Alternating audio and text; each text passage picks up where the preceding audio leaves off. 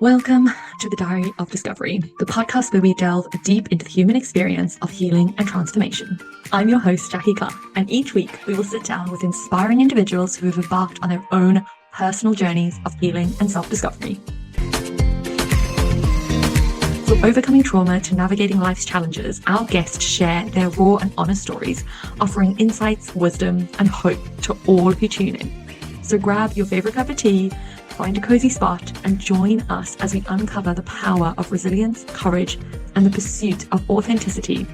This is the Diary of Discovery. Welcome back to the podcast, everyone. I am super excited to welcome our beautiful guest today. Maria, tell everyone who you are and where you are in the world.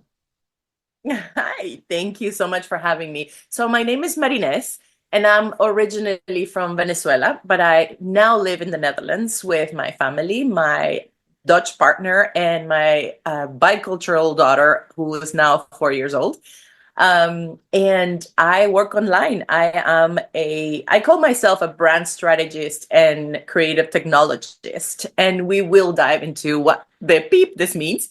So, basically, I have been all sorts of things in my life, and I think that that is part of what we're going to discuss today, because I think that in and of itself has been a journey of reckoning and coming back to self and finally realizing, and I'm not sure if it's only because of age or just because of the work I do. I think maybe it's a little bit of both, but going through the journey of being all the things that I have been. I started as, in my native Venezuela. I was an architectural major because that was basically the only thing that I thought I could do because I was bad at math. And anyways, then I moved to the US and I started international relations. From there, I did humanitarian work. I traveled basically all over the world and realized that, I adore traveling and getting to know people and cultures, and all of that just fascinated me. Because of that work and the challenges that I found throughout the work, I now look back and I realize that I've always created my own opportunities. So because I wasn't able to do a lot of field work, mostly my travels were to do administrative work, management work. But what I wanted to do was actual implementation of projects in the field. That's what we call it when we are working in humanitarianism. Anyways, long story short, I ended up quitting my corporate work in the US and buying a one-way ticket to Sri Lanka to, after 2 weeks, I got a job with the International Red Cross there to help with the post-tsunami reconstruction. And I have to say that those 2 years were the most difficult and most amazing years of my life. And after that, I basically, because the Sri Lanka was at the end of the war there, it was a very difficult time for everybody, of course. But from the perspective of being an expat international person over there, we basically had to leave at the end because the conflict was getting closer and closer and was affecting everybody. So I realize now that I was in somewhat a burnout mentally. It takes a toll on you, of course. So I left and I went back home to Venezuela, and I realized I'm like, I don't want to go back to what I was doing. And that's sort of when my journey started to this online entrepreneurship, which I'm about to come into my 10th year next year. So it's also very exciting. And it's in and of itself. And I know that probably if you are in business or if you're an entrepreneur, you may have heard this, that entrepreneurship is one of the most incredible self-development work you'll ever do for yourself, because it's a challenge, because you're confronted with a lot of the things that I want to say that you didn't know you were prepared to deal with, but that is not to say that it's not difficult. So so I'm a lot of things, and at the same time all of those things are who I am and make me who I am today and make me amazing at what I do, because what I help my clients do is find their own brand persona. So like I help them articulate what their gifts are, to look back to that journey, to connect the dots and show them that unlike what we have been told by society, that we have to fit in a box or we have to have credentials. And I'm not saying that credentials are not important, or what you study, because sometimes our zone of genius is the credentials we have. But more often than not, I find that it's not only that. Like I take a very holistic approach to my work, and I try to teach my clients that the more holistic you see yourself, the more impactful your brand can be. So that's a very long way of saying who I am and what I do. Incredible. No, that is wonderful. And it gives us a real kind of basis of where the story is going to go, which I think is really amazing. So I always ask people to take us back to the first moment where you realized healing was needed, where you realized that something had to change, and you kind of started your healing journey. And out of all of the things that you've just said, like it's really hard for me to pinpoint what you might say as actually being the start of your journey. So I would love for you to tell us where your healing journey actually officially started for you.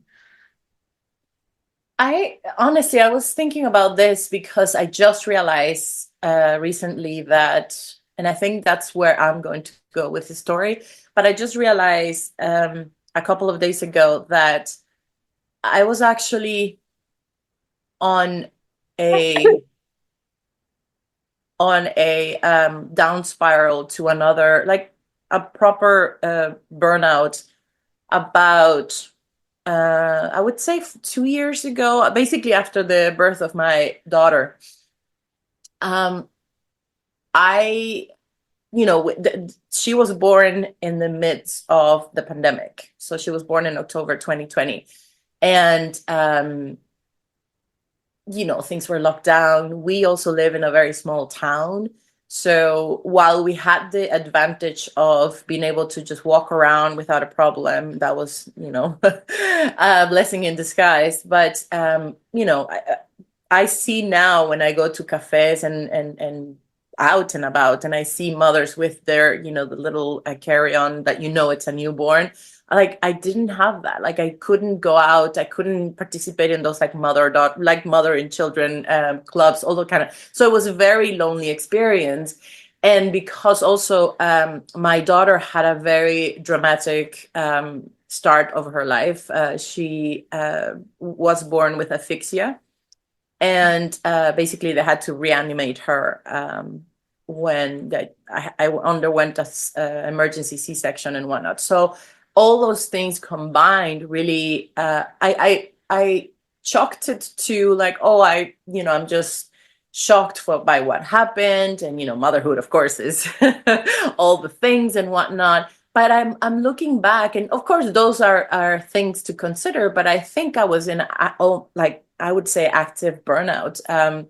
I used to say that I was like, maybe I had the like baby blues and that kind of thing. And again, maybe there was some of that, but I feel like from the perspective of healing and also when it came to my business and whatnot, I was just like, I couldn't function other than for the survivor of my child and myself. Because the other thing, and I don't mean this to sound like, oh, poor you, but like, at the time, my partner, he's a helicopter mechanic, and he has a very particular, very different schedule. So he's like 50% away of the time. But during that time, he actually had a special assignment where he was deployed for 3 to 4 months away to the North Pole. It was an incredible adventure, but that meant that I was with our child, who was at, I think, 3 months, he left. So I was, again, shut down with a 3-month-old, all the drama and trauma of her birth and whatnot. She's fine, by the way. Thankfully, she's overcame all the obstacles, and she's just, thriving and a little munchkin. So, that's the good news. But yeah, back then, it was my first child. I didn't know anything. And again, because I didn't have that opportunity to, in person, to be able to have that support, it was a challenging time. So, during those times, I guess because I work online, so we work a lot in front of the computer. I've been a photographer for over 30 years now. So photography for me has always been sort of like an expressive outlet. And of course, I took pictures of her all the time and whatnot. But I started hearing these rumbles of artificial intelligence. And of course, I knew about it, but not in the way that the rumbles were talking about it. And I was like, okay, let's see what all this is about. And one fine day, I grabbed a program and I started playing around with. The first thing that came out of me was, because I had an emergency C-section, I didn't have, first, I didn't have a normal birth, right? So, but I also, because they had to rush her to revive her, I didn't have that beautiful picture of, that most normal births have of the baby on your chest. And, you know, people may say like, well, she's fine now, you should be grateful. And I am. I wrote a post about it and I was like, I'm forever grateful of all the many other memories that we have, been able to build since and photograph since. But again, it was sort of like my moment of how I dealt with that trauma. I was like, I didn't have that picture. So when I stumbled upon this like AI software, the first thing that came to my mind was like, I wanted to release that energy of what I lived through that day. And the first thing that came out was I wanted to represent this moment and a beautiful, and I can share it with you so that you can, people can see it. Because I think it's just, it's almost like, if you imagine those, almost like 3D, 4D of a baby's at the beginning, like almost like an embryo that just is so abstract and yet it's so amazing. Because what I wanted to say was I wanted to feel the energy of the universe. So you have this images of like beautiful, like, a universe picture, and then there's like this silhouette of a woman with holding what I wanted to portray as a baby. But because the technology was so bad 3 years ago, it's an abstract, beautiful image, but it's crappy for what we have today, right? So one of the things that I have done throughout the years is repeat that same image as the software has improved. And it's still beautiful, but I think that there was something magical about that particular first image. So that moment really led me down a moment of realization and a moment of accepting how much that moment had affected me. Because again, I was so ingrained in the world of like, everything happened and I still came home to have to deal with a newborn, right? So I did not have the time to like, okay, how do I feel about all of this? How do I process all of that? And then later on being by myself, that, on top of all of that, pandemic, not being able to see my family who still lives in Venezuela, all those things combined. So again, looking back, I really think that I struggled to basically survive as a human. Like I still clearly remember the moment when I finally started to slowly feel a little bit like myself, and that was 2 years after that. I moved with my daughter to Valencia, Spain, because my partner was going on the next deployment. And I said, I'm not staying with her again another winter. So we moved to Valencia for 6 months. And I remember I was like, we found a daycare for her, and it was going to be full day daycare. And I was like, oh my God, I'm going to have so much time to work, and I'm going to do just so much catching up and whatnot. And I remember trying for, I don't know, maybe a couple of weeks to work And I was just like, there were other like more strategic business related issues, but like from the perspective of my mindset and my mind, I just couldn't. I like nothing was coming out. There was just like, and I realized right then and there, I was like, you just need to rest. Like you just literally need to do nothing. And that's what I did. I just enjoyed, I speak Spanish, so I enjoyed, just engaging with people, understanding when you get into a bus, you understand the conversations around you, which I don't necessarily do here in the Netherlands. So anyways, that's how and where my sort of healing journey started to flourish, I guess. Oh, it's like it's just so beautiful. So many people have this thought that like, you realize that something is wrong and then you fix it.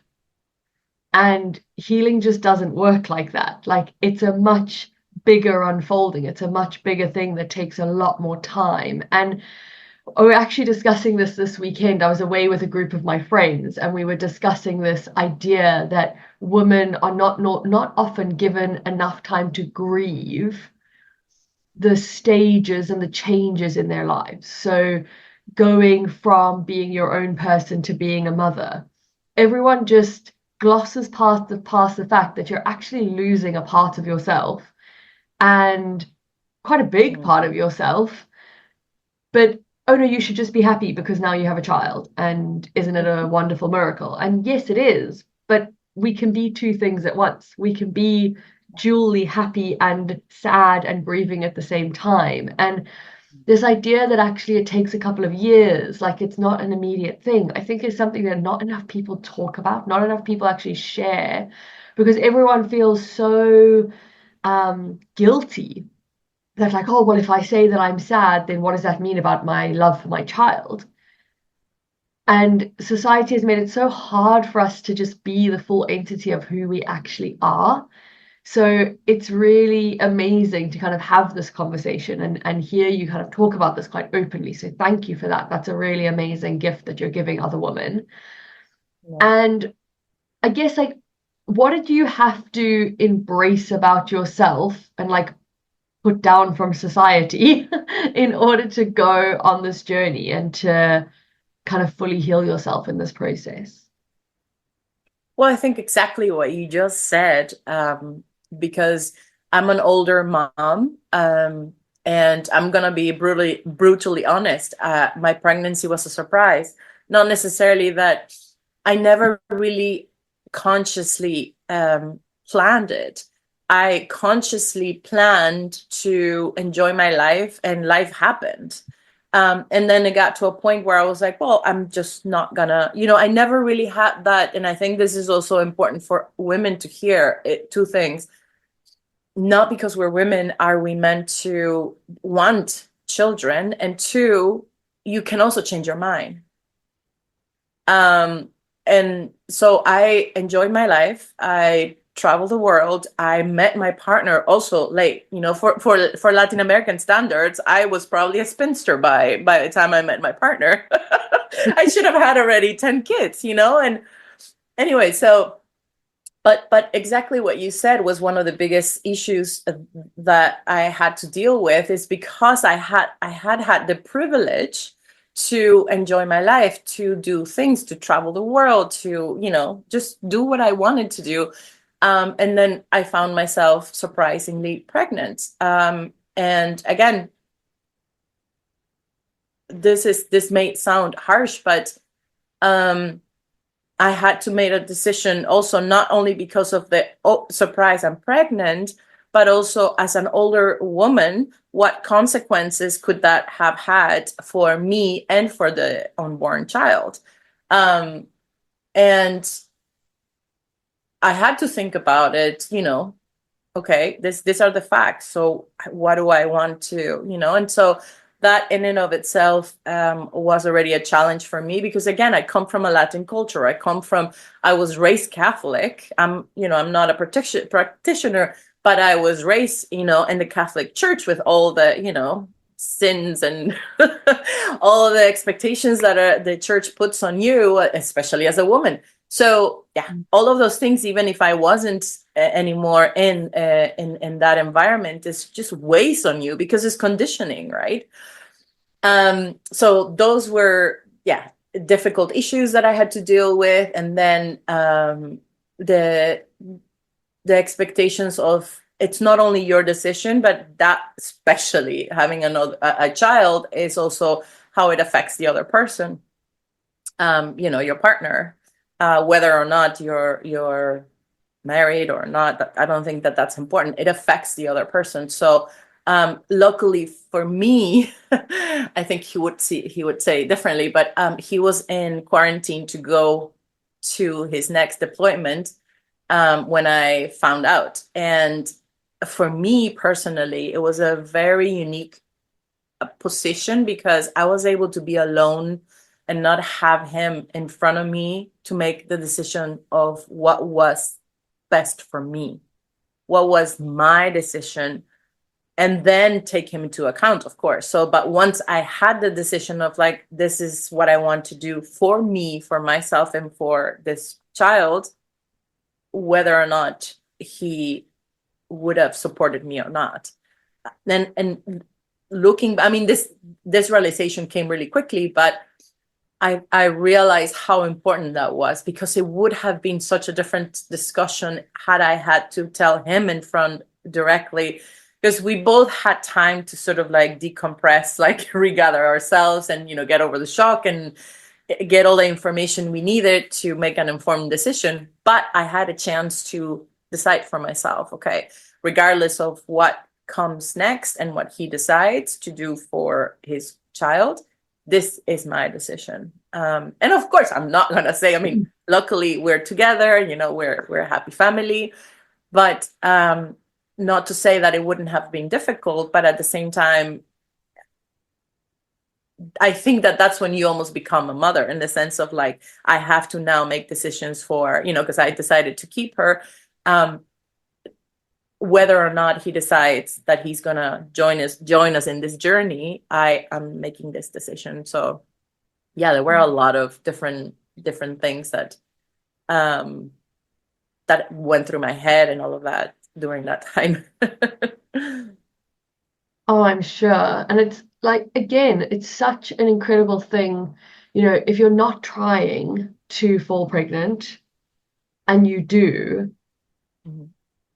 it's again very culturally sort of accepted to just be like, oh, well, now you're pregnant, too bad, deal with it, move on. Like, and actually to sit down and actually have that thought process. And, even though your daughter was a surprise, she was still your choice. Like, here through your choice, not just because she happened to end up here. Like, you actively made that decision of, yes, we're going to proceed with this. This is going to be what we do. This is going to be the life I choose. Like, that's an incredible thing, rather than just kind of going with the flow and hoping for the best and, not really making that active decision. So again, like, it's such an important thing for people to understand. And it is, some people try for years to have kids unsuccessfully. Other people, don't try at all and they fall pregnant immediately. Like, there are so many journeys that get you to the point of having or not having children that, again, are not widely discussed at all, in the world, because it's always just seen as quite a sensitive topic, quite a hard topic. And the more I think that people discuss these things and have these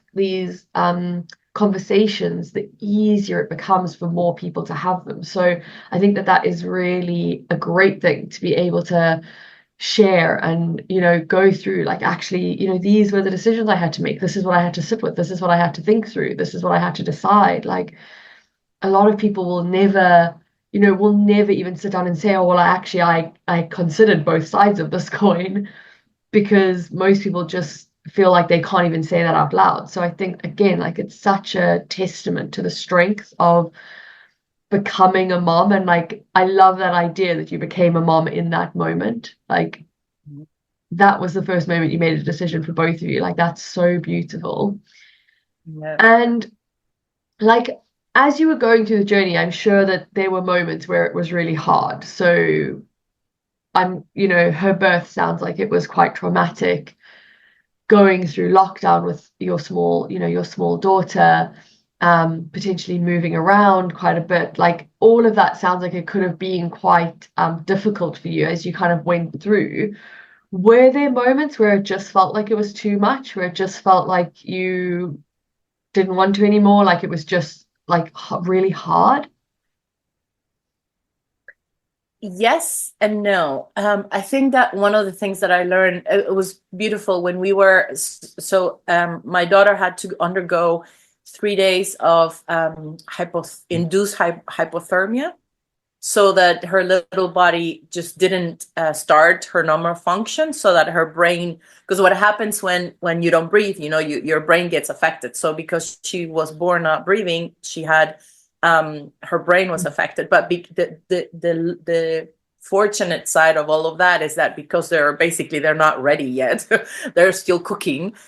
What happens is that they put them on induced hypothermia, so that the body, what happens during hypothermia is that the body just slows down, and by slowing the body functions down, her brain was able to rest, and the what's the word, the expectation was that it could diminish, if not, or reduce, if not heal the damages that had been caused. So during those 3 days, we were across the street from the hospital was a Ronald McDonald House. And, that's a place where families go and stay while kids are having procedures, medical procedures. So, which in and of itself was just such a humbling experience. But one of the things that they do, and I mean, I learned all of this in just 3 days. There was just so much happening. But, there's kids with chronic diseases. And one of the families was leaving, I guess, from, they finished one of the treatments, so they were going home. And what they do is they give little gifts to all the people who are staying in the house. And we're talking, it's like a, it's like a residency, and there's like a hotel. And I don't know how many rooms, let's say 15, 20 rooms. And so everybody leaves little presents at the door of everybody who's there. It doesn't matter if they know them or not. But one of the gifts that they left was a picture frame with a quote. And we still have it hanging in our daughter's room. And it says, you never know how strong you are until being strong is your only option. And I mean, that in and of itself kept me going through that time. But I always think back of that saying, because it's, when I look back, yes, it was a difficult thing. And I almost look at myself those days, and it feels like an outer body experience, because there was no other option. Like I couldn't help her. Like it's incredible to say, because she was a newborn, but it was all up to her. Like I couldn't do anything but just be there for her. So I knew that I just had to be strong. Like, and it's just not in my nature. My nature is just to be like, deflated and just, cry and like, oh my God, how is this? I actually remember this. And I mean, this in and of itself is a whole other story. But the moment she was born, I mean, this is all happening in Dutch to me, right? So like there are some people trying to translate things, but it's all happening so quickly. I'm like, hey, what's happening? So I'm rushed. They do what they have to do. And all of a sudden I start hearing a count. They're counting. And I realize right then and there, I'm like, what's happening? Like they're reviving her. But in that moment, my default mode, it would have been to just go down of course, because going back to the guilt of like, oh, I felt pregnant by surprise. And like this all happened in 5 seconds. All the thoughts I was going like, of course, I'm going to be the one that's going to walk out of this hospital without a child. Like, of course it's going to happen to me. And I don't know how it happened, but in that second, it like something just like hit me and said like, no. And I think that moment, everything transformed, because on the one hand, I swear to you, this is gonna sound crazy, but I went to another dimension. I went to the dimension where I live and with the daughter that survived, like, because I was going down that like rabbit hole of like fatalism, like thinking of the worst case scenario. Of course, I'm gonna walk out of here without her. And I was like, no, no, no, no, no, no. So anyways, so I had this like really bizarre experience. And I think that's where what I was trying to sort of reflect in that first picture that I created with AI. But because seriously, it was a miracle.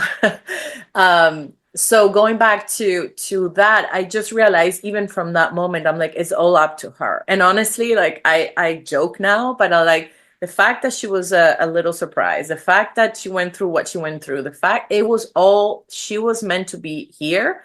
But what I mean by that is she decided that she was going to be here, right? So I give all the credit to her because she was the one who fought to stay here. So what I'm trying to say with all of this is that we have to give also ourselves more credit to how strong we are, even in the moments that we feel the weakest. Because when we look back, I'm like nobody could have survived going through that. Like, yes, you can. Like even when it's not about not crying or not, like life is such a duality. Like again, going back to the conversation you were having of like, you can be happy to have a child and at the same time just like wanting to like rip your hair off because they're driving you crazy. Like you don't love them less because of that. So the fact that you're going through something incredibly difficult doesn't mean that you cannot, I don't know, be happy for another, like genuinely happy for another human, or that you can be thriving in another area of your life. I feel, and I think that this is a societal thing, is that everything has to be so black and white. And I mean, believe me when I say that I understand that when we're like clinically affected, like we have, clinical illnesses that we literally cannot get out of bed or whatnot. I'm not necessarily talking about that because I know that actually I don't know how I can feel to be that, but what I'm saying is in those moments when you feel the least strong, I promise you that you are stronger than you ever imagined you could be. And I feel like if we give ourselves grace to realize that, we also start to feel a little bit more empowered. I feel like that was something that I learned about myself, is like, because it's not about not crying or not feeling down or not feeling depressed or not feeling, is about how resilient we can be through those times. 100%. I definitely agree with that idea of like as a human being, we have such capacity to deal with difficult things. Like when I look at the things that I've been through in my life and I go, there are people who have never even been through half of the things I've been through who look at me in absolute awe. But then I look at the guests that I speak to on this podcast in absolute awe because I'm like, you've been through so much more than me. And every single person has a story, a journey. And for some people, it's not as hard as others. Like, it is. I had somebody who actually said to me, we were talking about them being a guest on the podcast at some point, and they listened to the podcast and then they came back to me and they said, I don't actually have a story to share. They're like, I've just had like a genuinely blessed life. And like, that's just what it is. And I was like, that's incredible. Like, that's incredible. I'm so pleased for you. And I think that is the beauty of living, is that every person is walking their own journey. Everyone is going through their own thing. And everybody has strength that they don't know or believe that they have within them. It's such a beautiful thing. But I think as well, we have to be willing to open up to that strength. We have to be willing to almost fall into that moment of despair where all of those thoughts are flying through our head and we're going, I can't do this, I can't do this, I can't do this. Or why me? That's a great question that people ask. And then something just clicks and we go, because I'm here and I'm not giving up now. Like, I'm here and I'm walking through this. I'm here and I'm taking the next step. Like, even if it's hard, even if it's messy, even if it's, a bit of a nightmare, like I'm gonna make that move. I think that it's just such an amazing testament to the abilities that humans have to go through this process of healing, enlightenment, whatever you want to call it, however you want to name it. Like there's such a beauty in it. Okay, so tell me then, what was your biggest outlook change on life going through this process and having your daughter, ending up on the other side, going through this, this lockdown, this sort of re-finding yourself? What was your biggest outlook change? This was learned through her.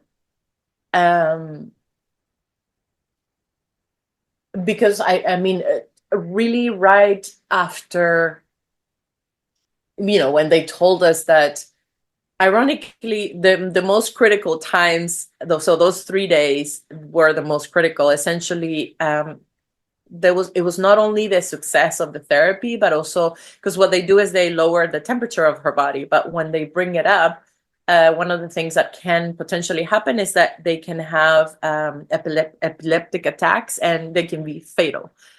So they told us, because also I remember I remember thinking about what's that series, Grey's Anatomy, a lot during that time, because I before that time I never really experienced any hospital at all. Like I went to visit people, never for anything dramatic. Like until then I never had a tooth removed. So the first experience for me was an emergency C-section.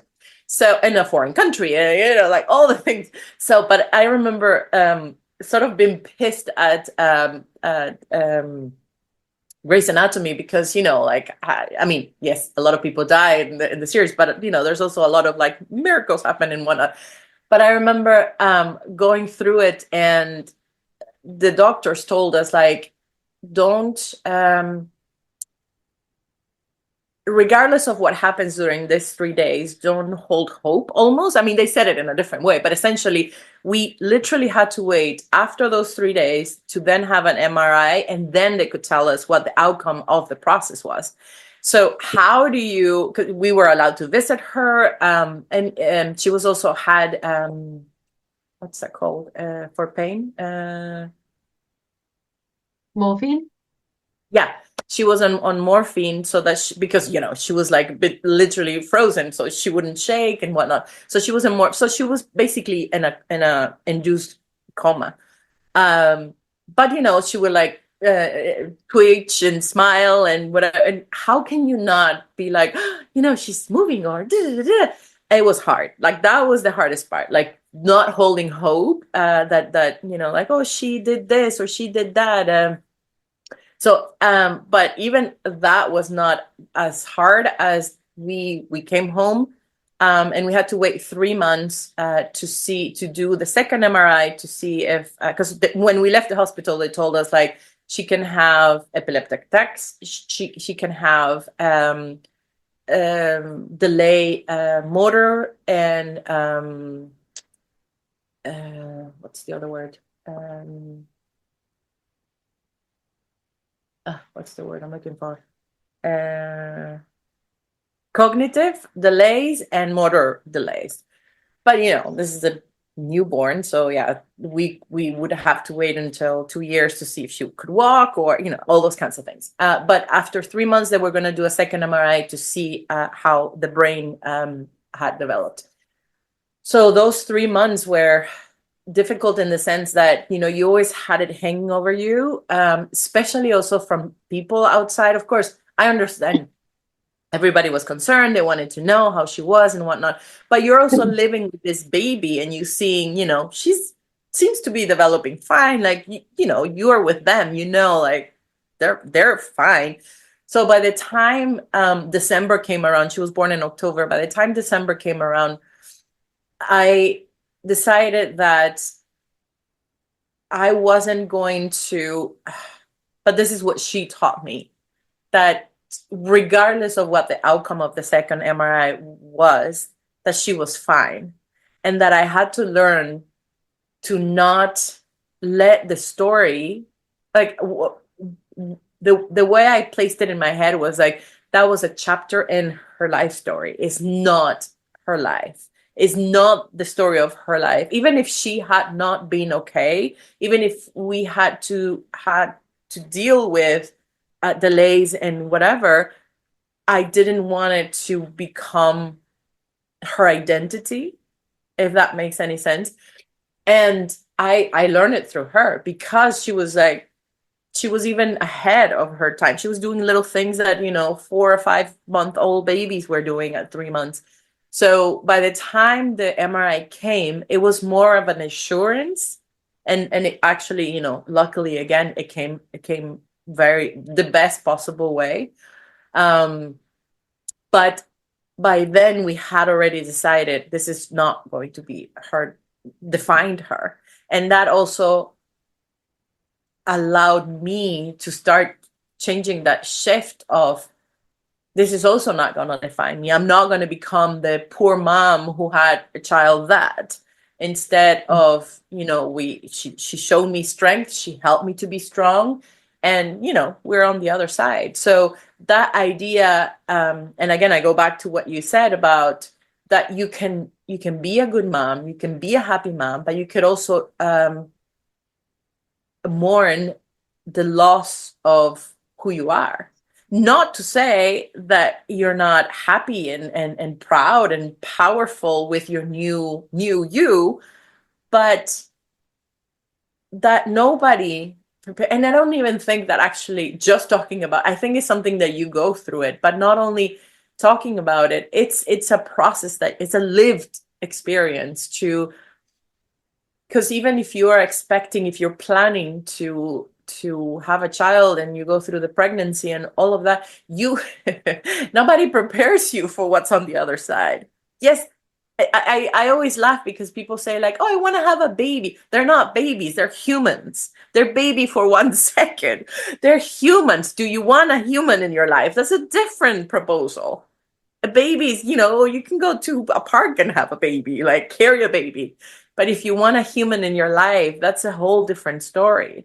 Again, yeah, they're babies for a second. So it's through your lived experience that you can go through how it feels to be under other. And this is not only about motherhood, it's about for example, just to give you a very brief one, I had a very difficult exit from corporate world. And I remember at that moment, they basically bullied me out of leaving my job. And I remember how lost I felt on the other side. But it's sort of mourning that person. I still do, because it was such a horrible experience that I look back and I don't recognize that woman. But at the same time, she going through that came on the other side. She was courageous enough to buy a one-way ticket to Sri Lanka and find her own way. So it's about like, I can mourn that person that may have felt weak and pushover and whatever you want to call her, to then see this other woman on the other side who carved her own way. So it's, again, the duality of life. And I'm not sure if I answer your question, but yeah. You did. It was beautiful, beautiful.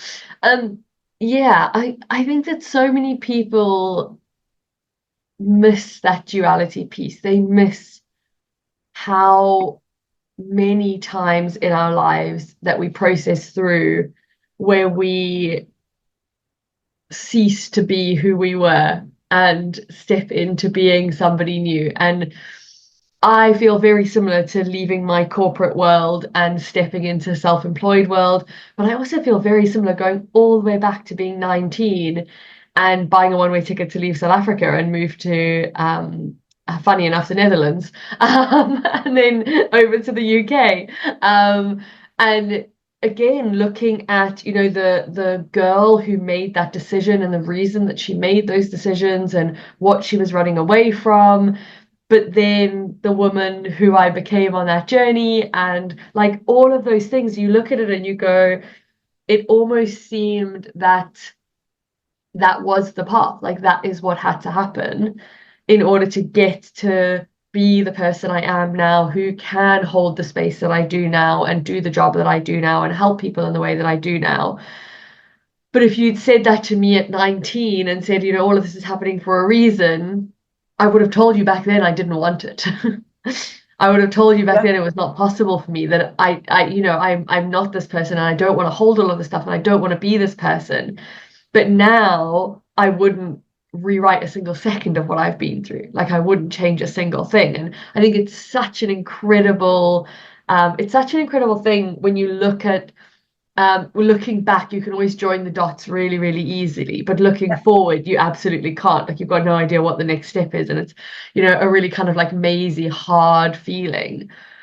And one of the things that you said earlier was that you used AI to create this photo of that moment and like give you sort of that release and that like acceptance of that moment.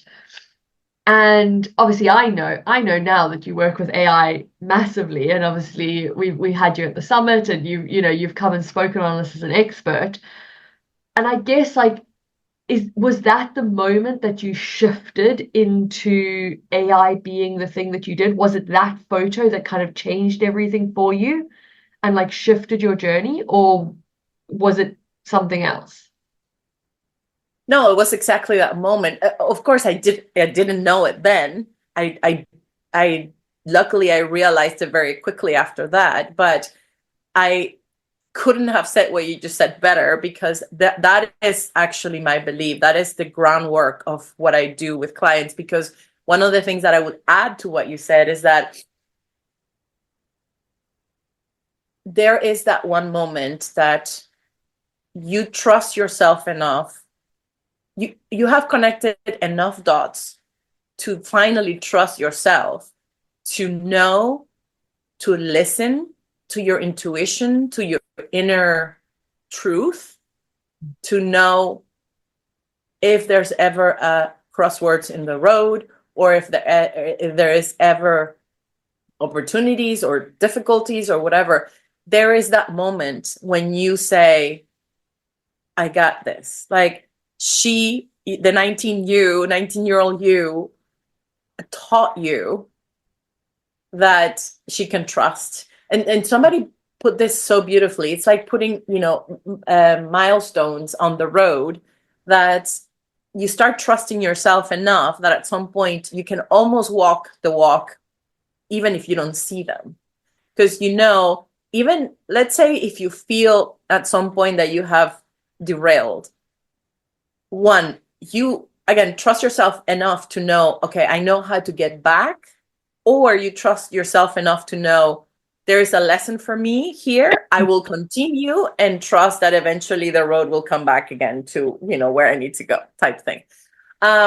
So with AI, it was absolutely that, because one of the things that I've always, you know, as most of us online have done, we have followed I'm as I said, I'm almost 10 years old in terms of online business. So and I think you're also, you know, the first wave. So we're not the pandemic wave, right? So we have been around a few blocks. So I've done all the things. I've done all the, you know, she said this and she said that. And eventually I got the hang of it and I started, you know, doing my own thing. However, looking back, one of the things that I realized was that I was still compartmentalizing who I was, both personally, but also how I showed up in my business. And again, I'm a personal brand strategy, personal. That means that I help the person behind the business package themselves so that their business can thrive, right? And so when I started sort of playing around with AI, and I realized that I could use AI to democratize as a equalizer, I realized that was, and that moment was sort of like an explosion in my head. I'm like, oh my God, this was what was missing. I never knew how to bring the humanitarian aspect of me, which is hugely important for me, into the work I do. And it's not the purest form of humanitarianism because, I need to make a living, but I'm saying like the democratization of a field that has historically been exclusive, both in price, but also in terms of, who is included in the world of personal branding. But also as an equalizer. Like I was teaching this other masterclass, and I was talking about this idea of, do you realize now that your message, your voice can be now automatically translated into so many other languages, which means you can reach other people around the world. But that also means that other people around the world can reach you in your language. Do you know how incredibly amazing that is? That people from the global south are now able to target business-wise people in the global north. Like, that wasn't happening. So when I realized that this was possible, that's when like everything exploded for me. And the transformation has been palpable because everybody tells me like, oh my God, like, yes, my work was good. Yes, I had, some clients who had transformations, whatever. But also the speed in which I can now do things has exponentially been reduced. And by speed, I don't mean that now I do things quick. And no, it's still the same depth, but at a very reduced rate of time. Because before, we had to do sessions, every sessions. Now I can compartmentalize things. I can create tools that can help me support my clients in a faster way. So yeah, all of it came from that image.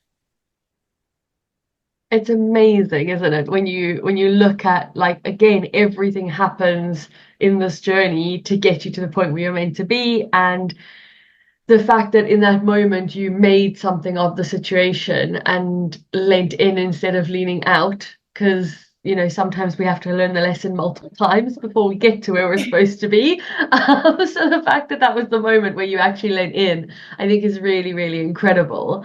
And I always like to ask people, like, what advice would you have for somebody else going through a journey like this? So, somebody else who is in a difficult moment, is trying to sort of center themselves into a new reality of being, whether that is becoming a mom or, losing their job, or, you've gone through a number of different things. But what advice would you give somebody as to how to start to navigate that journey?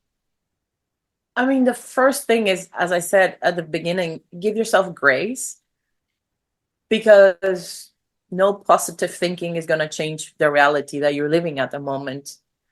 You lose your job, you may have fears of, do you have to leave your home? Do you have, I mean, there's real, like, I don't like it when people are just like, oh, sit and write and, write a list of all the things you're grateful for. Yeah, I can do that, but my stomach's grumbling, like, reality check. So give yourself grace. But also, as I said, remember that there's a duality in life, right? And in those, especially in those, like, in the depths of those moments of despair, you have to find those posts of past stories, past moments, even if they feel small to you right now, of maybe not necessarily how you overcame that last problem, but more to do with who you were the moment you decided to say enough is enough. I can do this.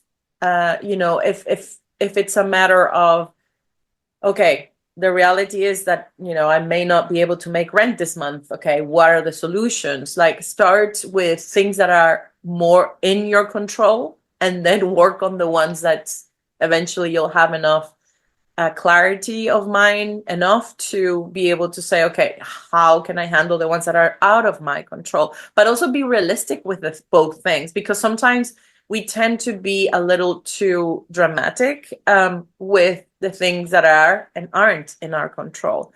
Again, in the moment that I explained, yeah, okay, it was a very realistic possibility that I was going to walk out of that hospital without my child. But there is also the possibility that you're in a hospital, maybe things can go okay. Try to hold yourself back from creating this unraveling reality that has not happened yet. And I guess take it day by day so that you can feel less overwhelmed. Because if you start thinking oh, I don't have rent, and how am I going to pay next month, and how am I going to okay, right now you don't have to pay this month. Worst comes to worst, what's the next step? Worst comes to worst, what's the next step? But give yourself grace. Talk to people. I think that this is so important. Yes, there's certain situations that make you feel ashamed and make you feel but I'm sure you have, and I hope you have, somebody that you can trust enough to talk to. Even if it's not to ask for financial help, sometimes just listening to somebody, because the other person can, if not themselves, lend perspective. Sometimes just articulating our thoughts are helpful enough to realize listen to what I'm saying, right? Eventually, once you're down the line, that things are a little bit better, yes, maybe check on your mindset. But when you're in the middle of it, just think positively. I'm bullshit. That's not the moment to go there.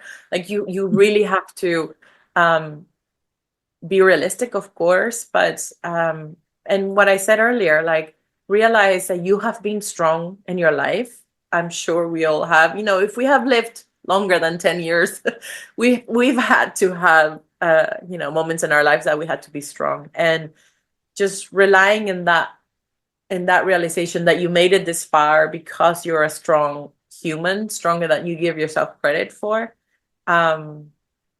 Yeah, just remember that you're stronger. What was it that I said? You being strong is, oh, I forgot again. You never know how strong you are until being strong is the only option. That's the one. Absolutely.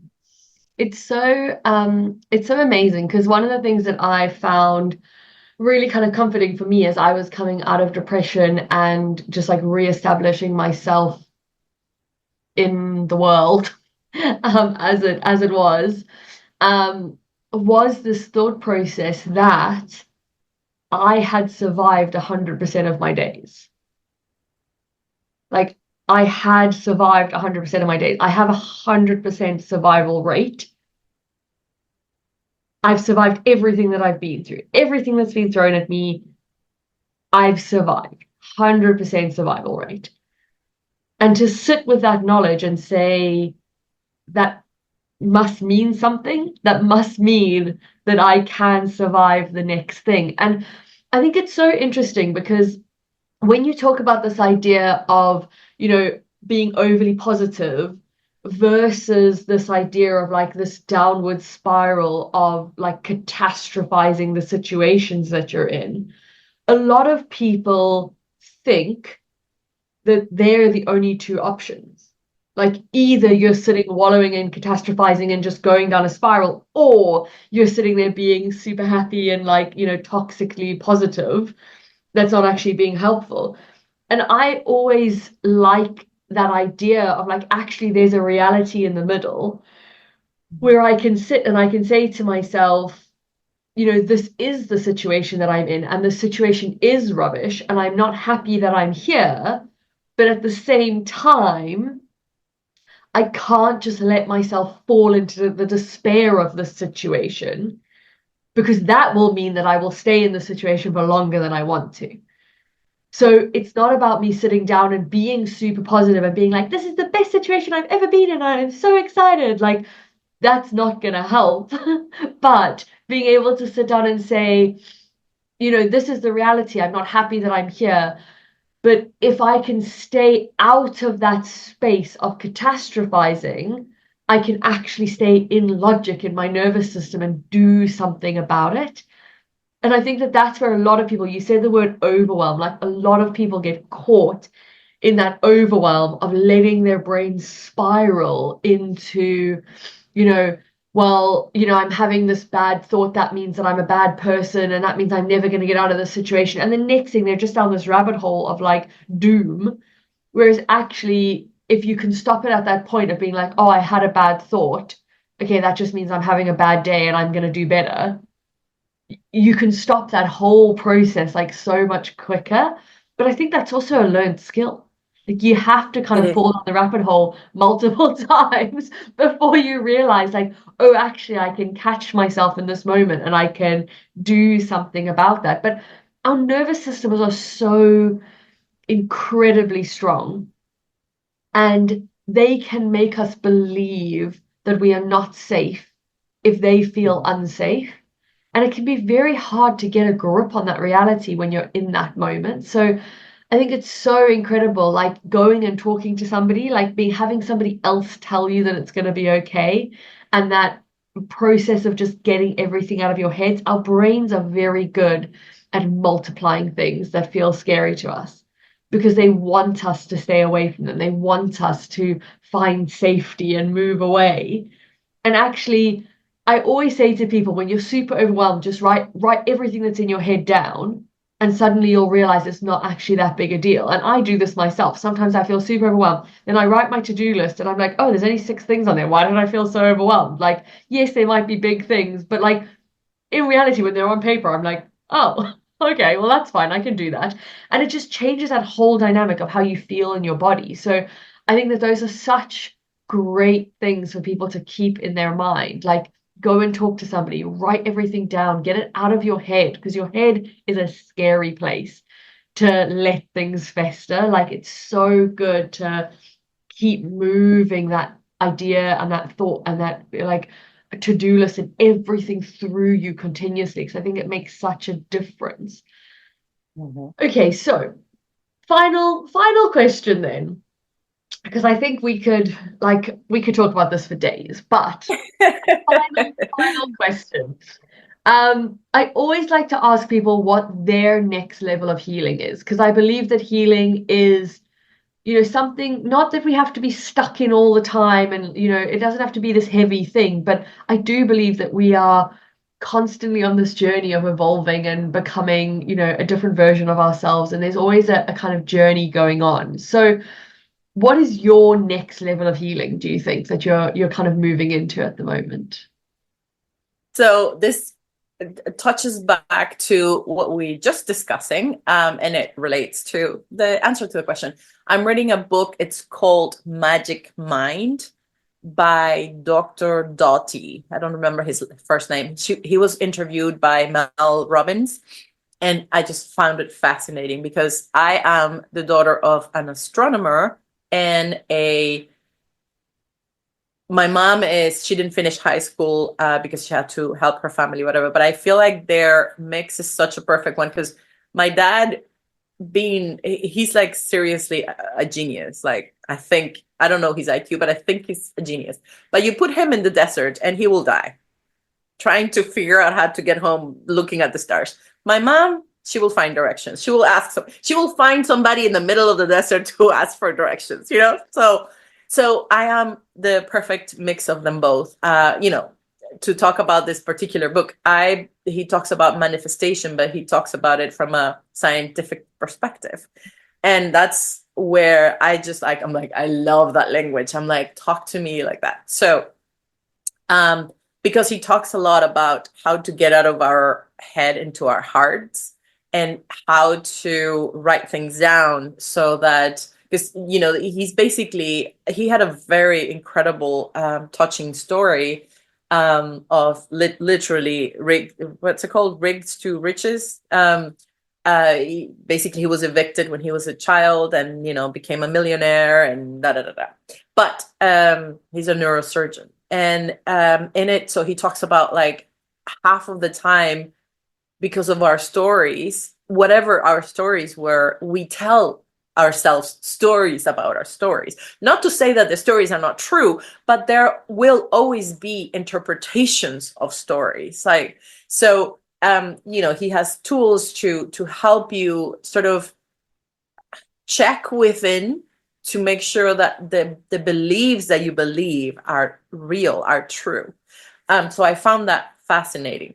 So then my next level is about that. It's about, partly because I feel like I help my clients one step behind the level that I have, I'm not going to say accomplished, but the level that I have walked through, let's say.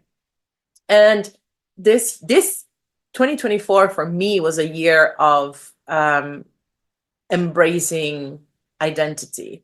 And I've realized that the work that I do with my clients has a lot to do with deconditioning identities, in the sense of our own lived experiences, but also, societal. And on top of that, we add the layer of online entrepreneurship, that there's so many rules and expectations and whatnot. So I feel like I help my clients just, get the clutter out and really get back to what is truly theirs, the good and the bad, but own it, because that is the part that is yours. If you fail, that was yours, and if you succeed, that is yours. But you're not going to be left with a feeling of like, but she told me that if I did this, and you don't feel misaligned and whatnot. So that is what I feel like I'm helping my clients do.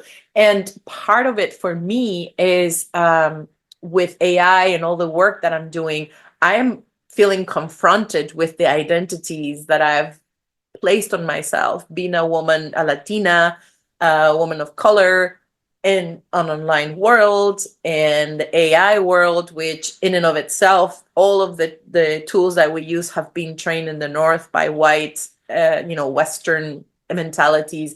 So I'm fighting this like huge thing by helping and educating people about how to ethically use it and whatnot. But that in and of itself has placed me in a position of visibility that I don't necessarily think I was ready for. So all that, confrontation, and it's not negative. I'm enjoying it, but it is challenging, right? It's confrontational, and it's about taking ownership of like, yeah, I'm here. This is what I believe. And the thing is, I'm so convicted in what I believe that I have no fears. Yes, there's doubts, but there is no fear. Like, I am here to discuss with you. If you don't believe what I believe, that's fine. But I'm convicted in what I'm doing. So yeah, the next level is about finding tools to help me get to that next level, because I do want to be the one that they call when they need to talk about AI in an ethical way, in an inclusive way, in all the kind of thing. And to do that, you have to get to a certain level of visibility, and you have to be okay with that. So yeah, doing podcast is something, for example, is something that, yeah, I have to do more and share my story and my mission and all of that. So that's for me. So that's what I'm reading right now, actually. Amazing. Oh my gosh, I love that. It's always so nice to hear people sort of challenging that next level of thought, or that next that next ceiling in their journey that they're going on. So thank you so much for sharing that with us, and thank you so much for just sharing your whole story and being a guest on the podcast. It's been absolutely incredible to have you with us today. Thank you for listening to another inspiring episode of The Diary of Discovery. If you found value in today's conversation, don't forget to subscribe to the podcast and share it with your friends, family, or anyone else you think might benefit from the stories of hope and transformation. Your feedback means the absolute world to us, so please take a moment to leave a review on your favorite podcast platform. Your reviews help us to reach even more listeners and continue to bring this meaningful content to the world. Until next time, remember, your healing journey is valid. You are never alone, and you have the strength to get through this. Keep shining bright, and we'll see you in the next episode of The Diary of Discovery.